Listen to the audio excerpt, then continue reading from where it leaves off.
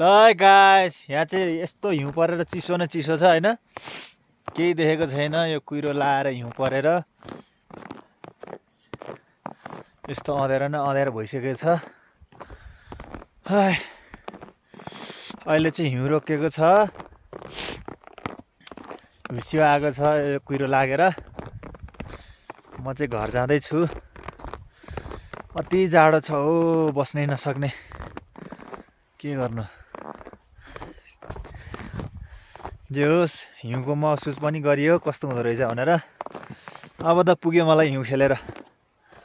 सास फेर्न नि गाह्रो हात धुन नि गाह्रो मुख धुन नि गाह्रो एकदम फोरी भएर बसेको छ लुगा धुन नि गाह्रो गाइज चिसो भन्दा त बरु गर्मी नै ठिक छ नेपालतिर कति गर्मी होला है यहाँ चाहिँ एकदम जाडो छ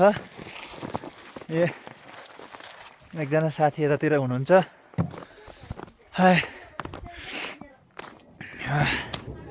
सास फेर्नै गाह्रो एउटा रुखै छैन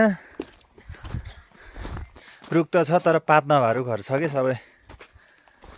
अक्सिजनै छैन रुखको हालतहरू यस्तो छ गाइज